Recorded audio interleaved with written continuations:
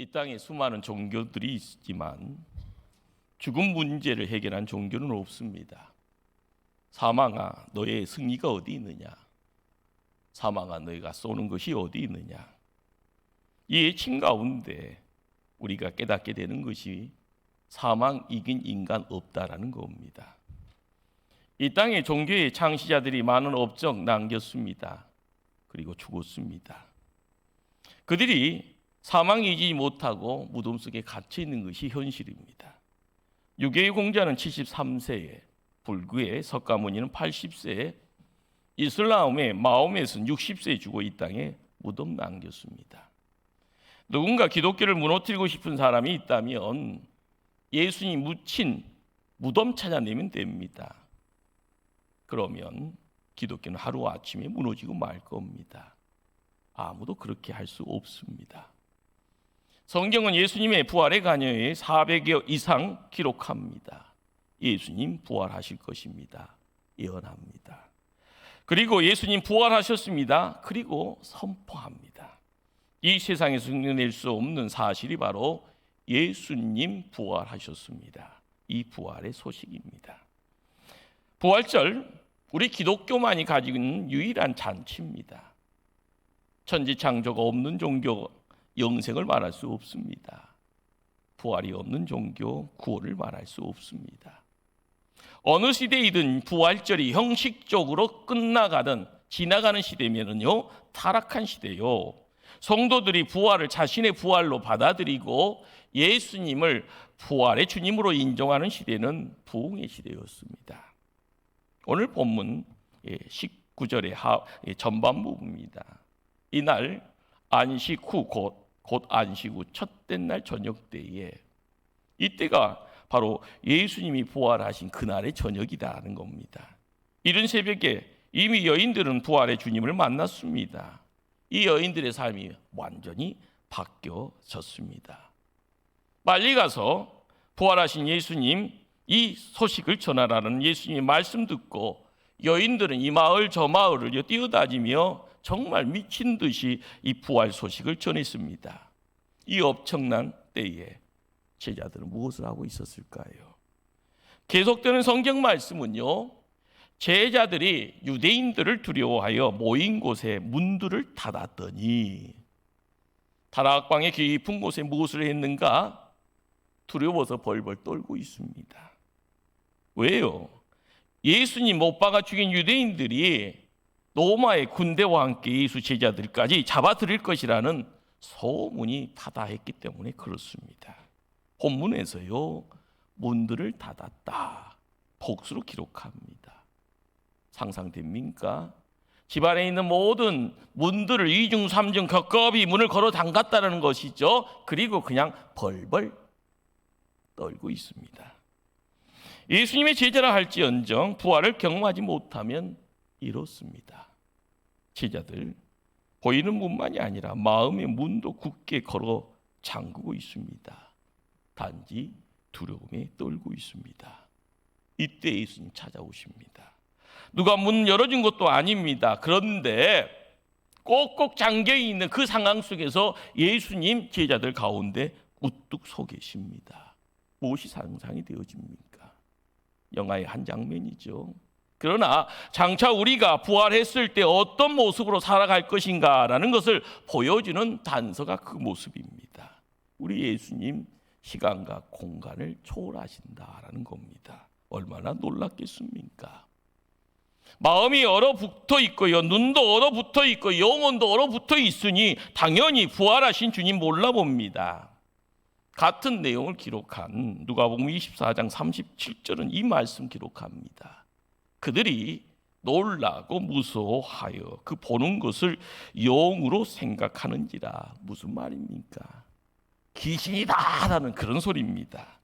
이런 제자들을요 향하여서 예수님이 말합니다. 너에게 평강이 있을지어다. 얼마나 제자들이 듣고픈 그러한 소리입니까?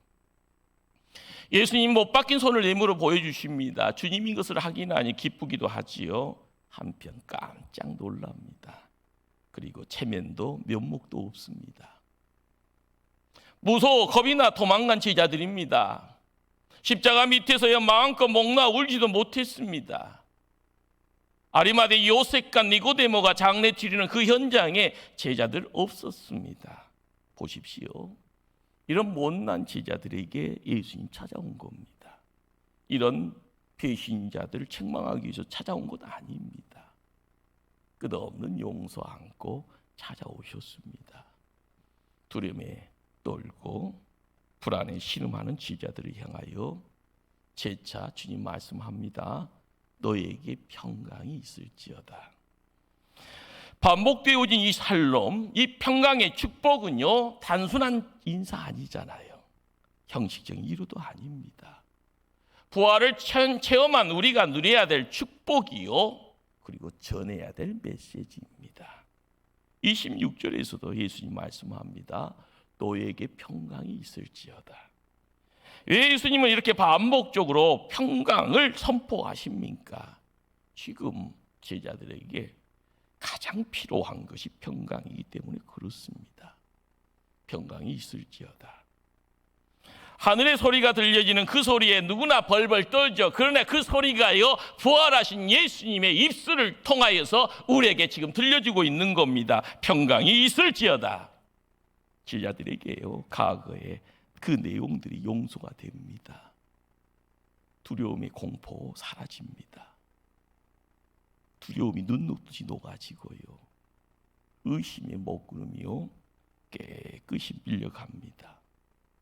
이 샬롬, 이 평강은요, 영적인 충만함과 더불어요 정신적인 평안, 그리고 육체적인 건강, 그리고 삶의 풍요로움을 포함하는 말씀입니다. 사랑하는 성도님들, 이 시간 혹시 코로나로 믿음을 잃어버리고 환난과 시련 가운데 불안에 떨고 계십니까? 혹은 말씀의 능력 상실한 채 무기력하게 살아가고 있습니까? 주님이 부활하신 이 시간에도 소망 없이 절망 가운데 모든 거 포기하고 계십니까? 우리 예수님이 이미 부활하셨는데 자기 못남에 탄식만 늘여놓고 남 탓하고만 계실 겁니까? 주님 찾아오셔서 말씀합니다. 너에게 평강이 있을지어다. 부활의 아침, 우리 모두 한번 축복할까요? 손 한번 들어보시고요. 평강이 있을지어다. 저 보지 말고 옆에 분들 인사합니다. 평강이 있을지어다. 평강이 있을지어다. 뒤에 부분들도 한 대 이야기할까요? 평강이 있을지어다. 아멘. 사람들이 평강 잃어버린 이유가 뭡니까?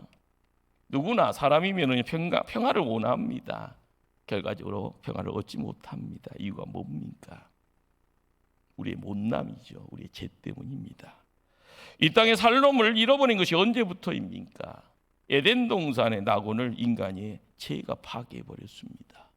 그러니 하나님과 인간은 어떻게 보면 원수로서 관계에 등 돌리게 되어져 살롬을 상실합니다. 사람들끼리요 서로 원수가 되어져 있고요. 그 이후 인류의 역사는 끝없는 분쟁으로 이어지고 있습니다. 지금도 분쟁합니다. 죄는 개인의 심령의 평화를 파괴합니다. 우리가 살고 있는 이 사회의 평화를 또한 파괴합니다. 이사야 선지자가 이런 이야기를 합니다. 내 하나님의 말씀에 악인에게는 평강이 없다 하셨느니라. 악한 사람에게는 평강이 없다네요. 왜요? 악인은 평화를 파괴하는 장본이기 때문에 그렇습니다. 오늘 제자들이요 죽음을 두려워하는 이유, 거기에 여러 이유가 있겠지만 평안이 없습니다. 스스로 만들어 놓은 죽음의 감옥에 스스로 가둬놓기 때문에 그렇습니다. 이 불안과 공포를 깨트릴 수 있는 신비가 바로요 부활신앙입니다. 죽음이 끝이 아니더라. 영원한 세계가 있더라. 거기에 바로 주님이 함께 그 문을 활짝 여십니다. 평화, 평강, 샬롬이라는 이 히브리어가요 성령님의 선물이라는 것을 우리에게 마음속에 강하게 말씀으로 도장을 찍습니다. 성령으로 충만할 때 평강이 충만해집니다. 22절의 말씀입니다. 이 말씀을 하시고 그들을 향하여 항아사 숨을 내쉬며 이르시되 성령을 받으라. 평강과 성령을 연결합니다. 그렇습니다. 성령님이 연약한 자를 강하게 하시고요, 슬픈 자를 기쁘게 만들어 줍니다. 얼음 같은 냉혈적 사람을 뜨겁게 만들어 줍니다. 무식한 사람들에게 하늘의 지혜를 나눠 줍니다. 교만한 자에게 겸손함으로 바꿔 주시고요, 두려움에 떨던 제자들에게 평강을 허락해 주시더라. 비겁하게 도망쳤던 배반자들을 다시 불러서 영광스러운 천국의 사도로 삼아 주시고 하나님 나라의 일꾼으로 만들어 주십니다. 숨을 내쉬며 이르시되, 그분의 숨은 도대체 무엇을 의미하는 것일까요? 태초에 하나님 흙으로 사람을 빚었었다. 그리고 그 코에 생기를 부어 넣어 주었던 바로 그 생기입니다. 하나님이 코에 생기를 부어 넣어 주시니 영어로는 리빙 소울이라, 살아있는 영적인 존재, 생명이 되었다. 창세기 기록입니다. 그렇습니다. 우리 인간의 몸은요, 흙의 요소가 있고요, 하늘의 생기의 요소가 있습니다. 그런데 인간이 범죄하여 타락함으로 말미암아 이 하늘의 생명의 이 생기의 요소를 잃어버렸습니다. 찾아야 되는데요, 잊어버렸습니다. 예수 그리스도의 호흡을요 상실해 버려서, 그래서 창세기는 인간을 향하여 선언합니다. 그들이 육신이 됨이라. 인간에게서 하나님의 호흡을 빼버리고 나면은요, 명심하시기 바랍니다. 우리는 흙 덩어리만 남습니다. 바로 흙만 남은 이 인간을 우리 주님 찾아오셨고요, 온갖 죄악의 짐을 감당하고자 우리 주님이 십자가에서 피를 흘려 돌아가셨습니다. 그리고 그분 부활하셨습니다. 그리고 다시 찾아오셔서 말씀합니다. 숨을 내쉬며 이르시되, 부활하신 주님이요, 육신 흙덩어리 남아있는 이 생기 잃어버린 인간들을 향하여 창조주의 숨결을요 공급해 주시고 있는 겁니다. 숨을 내쉬며 이르시되 성령을 받으라. 부활하신 주님, 그분 만나는 자리가 우리가 성령 받는 자리입니다. 생명의 호흡이 불러오니 죽음의 기운이요 밀려가는 겁니다. 절망의 자리에 놓여 있는 성도가요 벌떡벌떡 일어날 수 있는 힘이요, 육신의 질병 때문에요 생사의 갈등 갈림길에서 있다 할지언정 질병의 자리에서 일어나게 됩니다. 이 시간 부활하신 예수님 통하여 생명의 성령의 숨을 들어 마시기를 바랍니다. 그러면 우리는 주님 제자 됩니다. 영광을 이야기하고 승리를 이야기할 수 있는 하나님의 제자 됩니다. 성령의 바람을 일으키는 사람이 될 수 있습니다. 오늘 말씀을 통하여 평강이 있을지어다 성령을 받으라. 모든 것이 성령님의 선물로 허락되어졌습니다. 이제는 내가 평강 얻었으니 하나님의 명령은요 다른 사람에게도 평안, 그 평안을 전하라고 이야기합니다. 부활의 주님과 더불어서 하나님 사람들이 그 평강을 전하는 권세가 있음을 오늘 말씀을 통하여 깨달아야 합니다. 23절입니다. 너희가 누구의 죄든지 사하면 사해질 것이요 누구의 죄든지 그대로 두면 그대로 있으리라. 사실 사람의 죄를 사할 수 있는 권세는요 하나님께만 있습니다. 사람이 누구의 죄를 사한다고 그 죄가 용서되는 것 아닙니다. 그러기에 이 말씀은요 부활을 경험하는 성도에게 허락하시는 하나님의 복입니다. 용서의 권세가 우리에게 있다라는 겁니다. 주님 부활에 동참한 성도들은 이제는 죄를 범했던 삶에서요 누구를 정죄했던 그 못난 모습에서 이제는 남을 용서하는 삶으로 바꿔야 됩니다. 성도는요 주님의 십자가로 인해서 무죄 선언을 받았습니다. 더불어 주님의 부활의 능력이 우리 안에 빛으로 드러나니 주변에 어둠에 갇힌 사람들에게요 그 빛, 그 생명을 나누어줘야 되는 것이 사명입니다. 그렇습니다. 이전에 미워하는 삶이 이제는 사랑의 삶으로 바꾸라라는 겁니다. 부활을 경험한 우리의 삶을 통하여서요, 이제는 못난 모습이 이제는 새로운 모습으로 바뀌어야 됩니다. 이제는 우리도요, 누구를 미워할 자유가 있겠거니 생각하지만 그 자유 포기하셔야 됩니다. 단지 사랑할 자유만 있을 뿐입니다. 미워할 권세가 우리에게는 없습니다. 이제는 용서할 권세만 우리에게 주어져 있다라는 것. 우리가 부활의 주님을 통하여 뒤돌아보면은요, 죽음과 사망 권세에 의해 허우적거리는, 그렇지만 부활의 주님을 통하여 빛의 자리에, 생명의 자리를 통하여서요, 앞만 보고 가야 되는 겁니다. 여러분 한번 이 손을 이렇게 가슴에 이렇게 얹으시고 한번 따라합니다. 소중하다, 귀하다. 누가요? 예. 한번 다시 할까요? 마음껏 한번 축복하세요. 소중하다, 귀하다. 부활의 주님을 통하여서요, 우리가 새로워져야 됩니다. 하나님의 작품이기에 회복의 자리에 빛이 임하고요, 회복의 자리에 생명이 임했습니다. 과거가 중요한 것 아닙니다. 그러기에 예수님 내 죄 담당해 주셨기에 그 십자가를 통하여서 제가 깨끗이 내 편에서 물려가며 나는 자유입니다.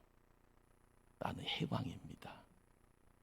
주님이요, 무덤에 갇혀 있을 때 사단마귀, 세상의 권세자들이요, 이겼다. 그렇지만은 이긴 것이 아니죠. 예수님 무덤 문을 팍 차고 나와서요, 세상에 선포합니다. 우리의 삶 속에 그 선포가 우리의 호흡 가운데 함께 임할 것입니다. 받아들이시고요, 내 심장에 새겨야 되고요, 그리고 그것이 나에게 담대함이다, 나에게 능력이다 고백하셔야 됩니다. 그러기에 나의 이 소중함을 통하여서, 나의 귀함을 통하여서요, 우리의 소중한 누군가를요 향하여서 그 사랑을 증거하셔야 됩니다. 나는 당신을 사랑합니다. 나는 당신을 용서합니다. 우리의 삶의 자리에 담이 참 무섭습니다. 나만을 가둔 것이 아니라 상대방을 못 보게 합니다. 그러면서 슬퍼하고 고독해하고 눈물 흘립니다. 한번 따라서 합니다. 당신을 사랑합니다. 당신을 용서합니다. 하나님은 우리에게요, 사죄를 선언할 수 있는 하늘의 권세가 부활의 주님과 함께 우리에게 회복되었음을요 확신케 합니다. 아멘. 사랑하는 성도님들, 이 아침 예수님 부활하셨습니다. 기독교는 십자가로 끝나는 종교가 아닙니다. 십자가 이후에, 죽음 이후에 빈 무덤을 통하여 예수님 부활을 통하여 하늘에 큰 복이 약속되었음을 깨닫게 합니다. 그분 붙잡고 가야 됩니다. 그분이 우리의 삶 속에 동행하시니, 그분이 이 지구의 역사를 또한 다스리시니, 부활을 체험한 우리가요, 우리의 삶을 통하여서 땅 끝까지, 세상 끝날까지 주님의 그 손 붙잡고 나아가 승리해야 됩니다. 우리 주님 부활하셨습니다. 오늘 우리를 찾아오셨습니다. 그렇습니다. 부활이라는 것이요, 거짓 종교와 참 종교의 갈림길이 됩니다. 좌절과 희망의 갈림길이고요, 죽음과 영생의 갈림길입니다. 한번 성경을 통하여서 접해지는 내용이 뭡니까? 십자가 앞에서 뿔뿔이 흩어졌던 제자들입니다. 부활의 주님 만났습니다. 자기의 생명을요 초계같이 버릴 수 있었던 그 힘이 무엇이었을까요? 죽음이 그토록 무서워 떨었던 제자들입니다. 생명 아랑곳 없이 주님, 예수님, 부활의 예수님 전했던 힘이 무엇입니까? 우린 그것을 부활신앙이라고 합니다. 초대교회 역사는요, 베드로가 로마에서 십자가에 거꾸로 못 박혀 순교했다고 이야기를 합니다. 안드레는 헬라에 가서 아가의 성에서 X자의 십자가에 못 박혀 온몸이 뒤틀린 채 순교했다고 이야기되어집니다. 야고보는요, 예루살렘에서 헤롯의 칼에 목이 베어 당해 숨졌고요, 요한은 에베소서에서요 전도하다가 끓는 가만 던져졌으나 죽지 않더라. 그래서 밤모섬으로 유배를 당하게 되었다고 합니다. 다른 제자들 애 없이 칼에 죽고요 돌에 맞아 죽고 불에 타 죽는 순교자가 됩니다. 무엇이 이들을 이렇게 무섭게 바꿔 놓았을까? 그들은 부활의 확신이 있었습니다. 부활하신 예수님 만났습니다. 신약의 초대교회 신앙은요 다른 것 아닙니다. 곧 부활 신앙이었고요, 초대교회 사도들의 설교는요 다른 것 아니었습니다. 부활의 내용을 전하는 것이었습니다. 그러기에 사도행전 3장에 이 말씀을 기록합니다. 너희가 거룩하고 의로운 일을 거부하고 도리어 살인한 사람을 놓아주기를 구하여 생명의 주를 죽였도다. 그러나 하나님이 죽은 자 가운데서 그를 살리셨으니 우리가 이 일의 증인이다. 한번 따라합니다. 우리가 이 일의 증인이라. 할렐루야. 예수님 부활하셨습니다.